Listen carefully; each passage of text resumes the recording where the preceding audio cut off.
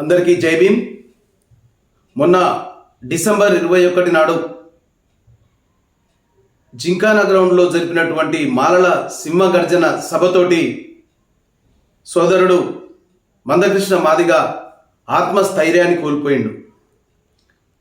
తన ఆత్మస్థైర్యాన్ని కోల్పోయి పౌర సమాజంలో మందకృష్ణ పలసనైతుండు అనేటటువంటి విషయాన్ని ఆయన గ్రహించి ఏదో కొత్త కొత్త పథకాలతోటి కొత్త కొత్త ఉద్యమాల పేరుతోటి లక్ష డప్పులతోటి బీసీ మేధావుల సంఘీభావ సభ అనేటటువంటి పేరుతోటి గాయ అవుతున్నాడు. మిత్రులారా, చాలా స్పష్టంగా డిసెంబర్ 1 మాలలు ప్రధానంగా తమ జనాభాను నిరూపించుకోగలిగినారు. 30 సంవత్సరాలుగా మందకృష్ణ మాదిగ మాలల పట్ల చేస్తున్నటువంటి అబద్ధపు ప్రచారాలను తిప్పికొట్టడంలో ఆ సభ విజయవంతం కావడంతో బైర్లు గమ్మినటువంటి మందకృష్ణ మాదిగ మాలల పైన తన అనుచర బృందంతో అవాకులు చవాకులు పేలుస్తూ పండబెట్టి తొక్కుకుంటూ నడుచుకుంటూ పోతామని, అడ్డొచ్చులోని తొక్కుతామని చెప్పేసి రకరకాలుగా ఆత్మస్థైర్యాన్ని కోల్పోయి వివిధ రకాలైనటువంటి విన్యాసాలు చేస్తున్నాడు. సోదరా, నిన్నగాక మొన్న బీసీ సదస్సు పెట్టించినాం, సంఘీభావ సదస్సు. ఆ సంఘీభావ సదస్సు తుస్సు అన్నది. పృథ్వీరాజ్ సోదరుడు పృథ్వీరాజ్ దానికి కథ కర్మ క్రియ. అరే, సంఘీభావం తెలిపితమే పర్వాలేదు. మరి సంఘీభావ సభలో మాలల పట్ల మాలలు స్మగ్లర్లు, మాలలు సామాజిక ద్రోహులు అని మాట్లాడితే మరి ఆయన ఎంతవరకు అది సమంజసం? అదేవిధంగా నువ్వు తీసుకొచ్చినటువంటి విశ్వేశ్వరరావు గారు కావచ్చు, తిరుపతి కావచ్చు, ప్రొఫెసర్లు, వాళ్ళు ఒక వృద్ధ జంబుకాలు. అరే, వాళ్ళు వర్గీకరణకు మద్దతు ఇచ్చిరు, బాగానే ఉన్నది. కానీ వర్గీకరణ ఎందుకు చేయాలో అనేటటువంటి విషయాన్ని స్పష్టంగా చెప్పడంలో మీరు విఫలమైంది. వర్గీకరణ చేయమని వద్దని ఎక్కడా మాలలు చెప్పలే. 341 ఆర్టికల్ ప్రకారం రాజ్యాంగబద్ధంగా జరిగేటటువంటి వర్గీకరణకు మేము మద్దతు అని చెప్పడం ద్వారా మందకృష్ణ మాదిగ తమ యొక్క నోరు మూసుకోవాల్సినటువంటి పరిస్థితి ఏర్పడ్డది. నిన్న ప్రెస్ క్లబ్లో జరిగినటువంటి మీటింగ్లో మాలల పట్ల అవాకులు చబాకులు పేలితే నిన్న మా మాల సోదరులు గట్టిగా కౌంటర్ ఇచ్చేసరికి దిమ్మ తిరిగిపోయింది. పృథ్వీరాజుకు, సోదరుడు ఆ విఠల్కు, విశ్వేశ్వర్ సార్కు, తర్వాత తిరుమల గారికి. ఇక మళ్ళీ వాళ్ళు ఎక్కడ కనపడరు, మళ్ళీ మీటింగ్లకు రారు, సిగ్గు పోయింది.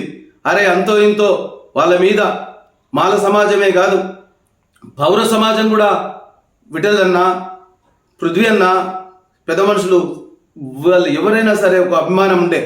అరే, ఏంది వీళ్ళు పోయి పల్సనేది ముద్దు తప్పిందా ఏంది ఈ విశ్వేశ్వరరావు గారికి, తిరుమల గారికి అని చెప్పేసి బీసీ సమాజమే ఇవాళ నోరేళ్ళ పెడుతుంది. అరే, ఎందుకు వీళ్ళు మాలల పట్ల ఇంత కక్ష కట్టిర్రు? మాలల సామాజిక ద్రోహులు అనడం ఏంటి? మిత్రుడు నా సోదరుడు పృథ్వీరాజు నిన్న మాట్లాడుతూ చెప్తున్నాడు ప్రెస్ క్లబ్లో, అంబేద్కర్ గారు అంతిమ సందేశం ఇచ్చిండ్రు, ఆయన నా సోదరుడు ఆ విధంగా స్వార్థ బుద్ధితో ఉన్నారు. ఎస్, ఇక చూడు బ్రదర్, ఇంకో ఇక్కడే ఉన్న చూడండి అంబేద్కర్ గారి అంతిమ సందేశం. ఆయన అంబేద్కర్ గారు అంతిమ సందేశంలో ఏం చెప్పిండన్నా?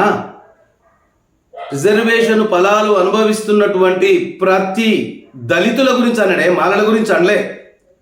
నా పోరాటాలతోటి, నా ఉద్యమాలతోటి నేను సాధించి పెట్టినటువంటి హక్కులను అనుభవిస్తున్నటువంటి నా ప్రజలు తమ బిడ్డల పట్ల తీసుకున్నటువంటి శ్రద్ధ తమ సమాజం పట్ల తీసుకోలేదని బాధపడ్డడే తప్ప మాలలు దోసుక తింటున్నారని, ఒకే వర్గం దోసుకు తింటుందని బాధపడలే.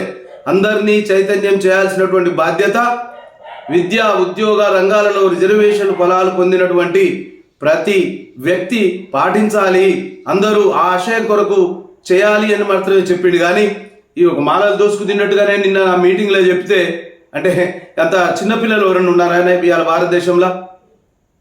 ఇవాళ భారతదేశంలో ముఖ్యంగా తెలంగాణలో ఇవాళ అందరూ చైతన్యవంతులైనరన్నా, అందరికి రాజ్యాంగం చదువుకున్నారన్నా. అందరు చదువుకున్నారు. ఎవడు తప్పు మాట్లాడుతుండు, ఎవడు అబద్ధం మాట్లాడుతుండు అనేటువంటిది, ఎవరి పక్కన గంటా బజాయిస్తున్నారు, ఎవరికి జోకుతున్నారు అనేటటువంటి విషయాలు అందరూ పసిగడుతున్నారు. ఇలా సామాజిక మీడియా వచ్చింది. సామాజిక మీడియా ద్వారా అందరూ కూడా చైతన్యవంతమైనరు. దొంగోడో, లంగోడో, లఫంగోడో ఖచ్చితంగా ఇవాళ సమాజం వెంటనే గుర్తిస్తుంది. ఇక ముఖ్యంగా సోదరుడు అన్న మందకృష్ణ మాదిగ అయితే ఇక ఆయన తరం ఆయనతో ఉద్యమాల్లో మమేకమై అడుగులో అడుగేసి ఈదునూడు నుంచి ఈ రోజు వరకు ఉద్యమాన్ని 30 సంవత్సరాలు భుజాన్ని వేసుకుని అన్నావు కదా, మరి నీ అనుచరులు ఎక్కడ పోయినరన్నా? ఎందుకు ఇవాళ నీ ఉద్యమమే కరెక్ట్ అయితే, నీ ఉద్యమమే నిజమైతే, నీ పోరాటమే నిజమైతే నీ అంట ఉన్న సతీష్ మాదిగేటు పోయిండు, కృపార్ మాదిగేటు పోయిండు, మేరీ మాదిగేటు పోయింది, వీళ్ళందరూ ఎక్కడ పోయినరు? అంటే నాకు ఉపకులాలు మద్దతు ఇస్తున్నాయి, నాకు మాల ఉపకులాలు మద్దతు ఇస్తున్నాయి. మాల ఉపకులాలు ఏడున్నాయి నీకు మద్దతు ఇచ్చినాయి? ఎవరు వస్తే ఒక వెంకటేష్ రావచ్చు, వస్తే వచ్చిండు అనుకోవచ్చు. ఇంకా మిగతా 57 కులాలు, అరే ఒక మీటింగ్ పెట్టుకు బైరి వెంకటేశ్వర నాయకత్వాన మిగతా 56 కులాలు ఒక సంఘం కట్టినే బైరి నయేష్ ఉపకులాల జాతీయ అధ్యక్షుడు. ఏం మరి ఆయన ఎందుకు కూర్చోబెట్టుకోవట్లే నీ పక్కన? ఎవరిని బదనాం చేస్తావు? నువ్వంటే మాలలు మా మీటింగ్లోకి వచ్చిర్రు, మాలలు మాకు పాటలు పాడినరు, మాదిగలు మా పాట ఏందో చూపిస్తాం, మా దమ్మేందో చూపిస్తాం అంటే పాటలు మీకే వస్తాయా, మాకు రావా? అరే పాట పుట్టిందే మాలన్నింట్లో కదన్నా, పాట పుట్టిందే గత 40-50 సంవత్సరాలుగా పాటను భుజాన వేసుకొని ఊరేగుతున్నది బండి యాదగిరి కాదా? ఆనాడు నిజాం నయాబుని తరిమి కొట్టినటువంటి బండి యాదగిరి మాలోడు కాదా? గద్దరన్న కాదా? గూడంజన కాదా? గోరెడెంకన్న కాదా? వీళ్ళు 50 సంవత్సరాలుగా పాటను ఊరేగింది, కలుపులల్లా నాట్లల్లా పాటలు పాడింది మా తల్లులు, మా అక్కలు, మా చెల్లెళ్ళు, వీళ్ళంతా మాలలే కదన్నా. కళాకారులకు కులం ఉంటుంది. అరే కళాకారులను కూడా కులం పెడితివి. మాదిగ జాతీయ నాయకు మాదిగ జాతి ఉంటుందనా? మాదిగ అనేది ఒక కులం, మాల అనేది ఒక కులం, మాల కులం, అది మాల జాతి ఎక్కడ ఉండదు. జాతి అంటే కులాల సమూహాన్ని జాతి అంటారు. నువ్వంటే బీసీ నాయకులు ఇక ఒకటే మాట సామాజిక న్యాయం అన్నా అందరికీ ఒకే నోటిఫికేషన్ ఇస్తుంది. అరే ఎస్ఐ ఉద్యోగాలకు మాలోళ్ళు అరువులు మాదిగోలు కారణం ఏమన్నా ఉంటుందా? ఆర్టీఓ ఉద్యోగాలకు మాలల అరువులు మాదిగోలు అరువులు కాదని నోటిఫికేషన్ ఇచ్చినప్పుడు అది సామాజిక న్యాయం కిందికి వస్తుంది. సామాజిక న్యాయం అంటే మాది ఒక గుంపు, ఒక సమూహం. మేము సజాతీయులం, మేము బీసీలలాగా, మేము వేరే కమ్యూనిటీస్ కాదు. రకరకాలైనటువంటి కులాలు ఉంటాయి, రకరకాల వృత్తులు ఉంటాయి. మేము సామాజికంగా అంచబడ్డోళ్ళం కాబట్టి దరిదాపుగా 1265 కులాలను అంబేద్కర్ గారు ఒక ఘాటిన గట్టి ఒక సమూహంగా ఉంచిరు. దాన్ని పట్టుకొని ఒకడే దొబ్బి తింటుడు, ఒకడే చేస్తున్నారు. ఇంకా ఎన్నాళ్ళు బదనాం చేసుకుంటూ కూర్చుంటారు?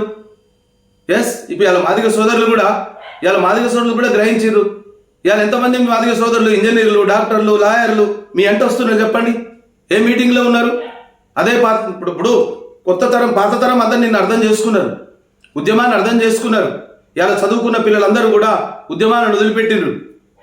నోటిఫికేషన్ రాగానే నోటిఫికేషన్ల కోసం చదువుకుంటా ఉన్నారు. అదే ఇక కొత్త బిచ్చగాళ్ళు వీళ్ళు వచ్చిర్రు, ఆ బీసీ బిచ్చగాళ్ళు వచ్చిర్రు.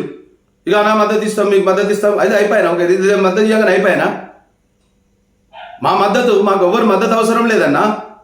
మేము రాజ్యాంగ పరిరక్షకులం, మాలలు రాజ్యాంగ పరిరక్షకులు, రాజ్యాంగాన్ని కాపాడుకుంటాం. 1,00,000 డప్పులు కాదు, మీకు 1,000,000 గొంతులు తోడైనా కూడా మేము వర్గీకరణను అడ్డుకొని తీరుతాం ఖచ్చితంగా. ఇలా చంద్రబాబు నాయుడు కావచ్చు, రేవంత్ రెడ్డి గారు కావచ్చు, ఏబిసిడి వర్గీకరణ చేస్తే చేయొచ్చుగాక, మళ్ళీ మాకు సుప్రీంకోర్టు అనేటటువంటి ఆయుధం ఉంది. అంబేద్కర్ ఆశయం ఉంది.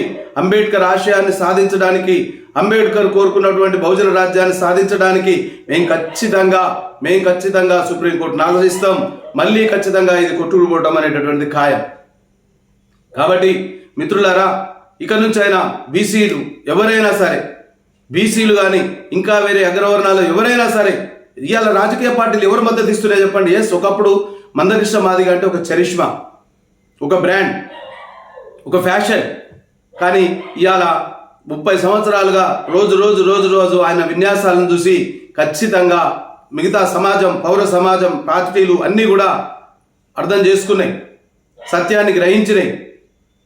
మీరు అంటే మాట్లాడతారే, మేం గంపెడు, మేం పిడికెడు. ఎస్, మీరు గంపెడు. ఇది కౌరవుల పోరాటం, మాది పాండవుల పోరాటం.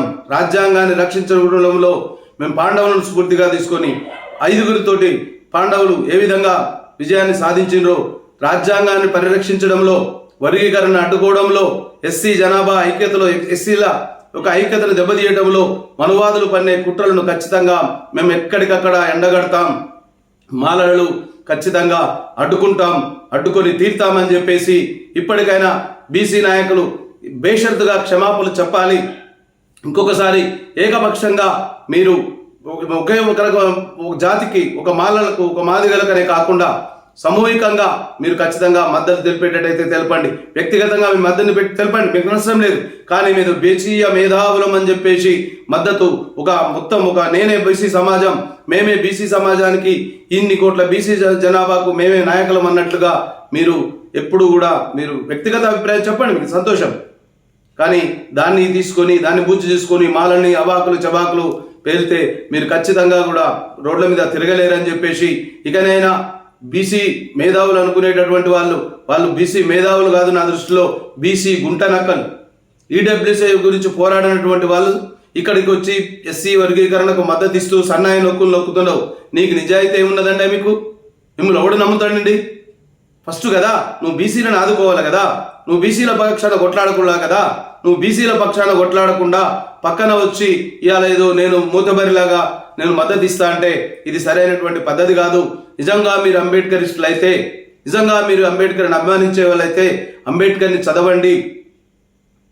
ఎస్, ఇవాళ మీరు ఏబిసిడి వర్గీకరణ మద్దతు ఇస్తున్నారు, మద్దతు ఇవ్వండి, మేము కాదనట్లే. కానీ మద్దతు ఇచ్చే ముందు మేధావులు, ప్రొఫెసర్లు, మరి మీరు ప్రొఫెసర్లు కదా, జర్నలిస్టులు కదా, కనీసం చదివినరా? ఆ 550 పేజీల సుప్రీంకోర్టు తీర్పును చదివినరా?